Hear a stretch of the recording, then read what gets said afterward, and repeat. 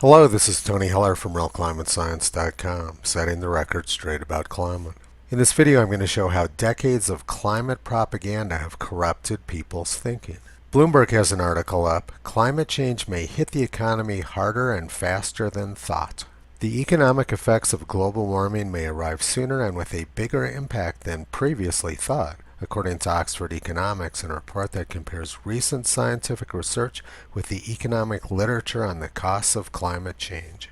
Last year's Nobel Prize in Economics went to William Nordhaus of Yale University. His topic was "Climate Change, the Ultimate Challenge for Economics." For him, climate change is like some big naked guy threatening the little people. He said that rising CO2 concentrations will lower corn yields. And he said that raising carbon taxes would lead to economic growth. A fascinating idea that making everything more expensive and taking money out of consumers' hands will lead to economic growth. Well, Nordhaus is correct that CO2 emissions are increasing. The next set of graphs I'm going to be showing you are all from Oxford University's Our World in Data website. And they show CO2 emissions skyrocketing since 1950. Now let's test out Nordhaus's assertion that increased CO2 emissions will lower corn yields. Oxford University shows the exact opposite. They show that corn yields are skyrocketing. Corn yields are doing extremely well in the United States. They're also doing extremely well in the United Kingdom. And they're doing extremely well in the southern hemisphere in Chile. Over the last 30 years, the share of the global population that is undernourished has plummeted. In this next graph, I've overlaid corn yields in blue on top of the CO2 emissions graph. You can see that corn yields correspond very closely with CO2 emissions. As CO2 goes up, so do corn yields. This shouldn't really surprise anyone who made it through elementary school. Plants need carbon dioxide to grow. The process of photosynthesis requires light, carbon dioxide, water, and chlorophyll, which forms the green in the plant's leaves. Sunlight provides the energy which makes the plant grow. Carbon dioxide and water provide most of the material which the plant is made out of. Commercial greenhouse operators pump the carbon dioxide levels inside their greenhouses way up. More carbon dioxide in the air means that the plants grow faster and they use less water.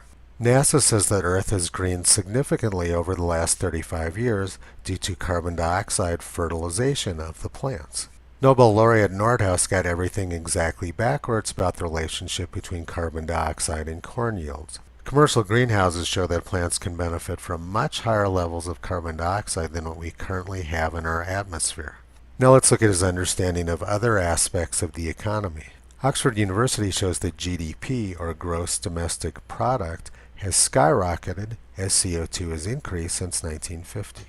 This shouldn't surprise anyone. Not only do we have more food, but increased CO2 emissions means that industrial output is also increasing. And poverty has plummeted since the 1950s when CO2 emissions started skyrocketing. Nordhaus had no clue what he was talking about, but that seems to be fairly common for Nobel laureates these days. Nothing like the 1940s when Lawrence, Fermi, and Rabi won the Nobel Prizes in physics. The Oxford University website, Our World in Data, discusses some of the ignorance about poverty trends. They say, while the share of extremely poor people has fallen faster than ever before in history over the last 30 years, the majority of people in the UK think that the opposite has happened and that poverty has increased. The extent of ignorance in the UK is particularly bad if we take into account that the shown result corresponds to a population with a university degree. 55% of the people surveyed in the UK believe that extreme poverty has increased. This is no doubt in part due to the fact that they're being bombarded constantly by fake news from the BBC.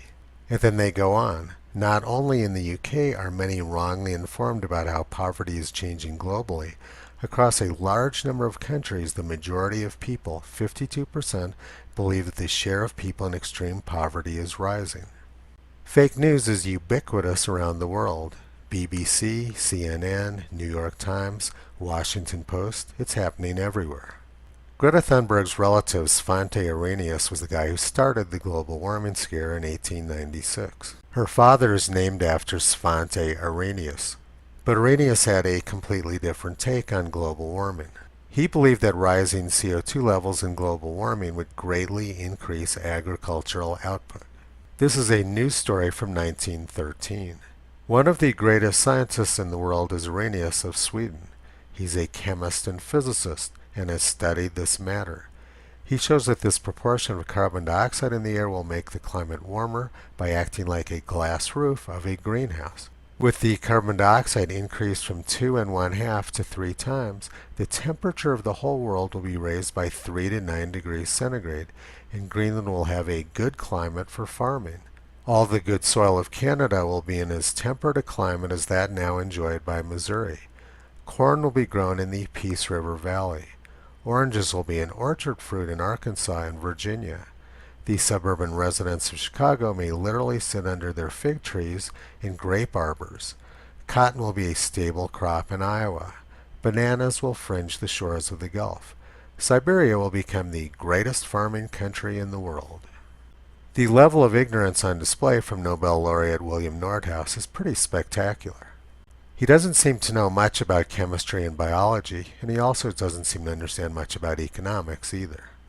Raising taxes and making everything more expensive is not going to stimulate the economy.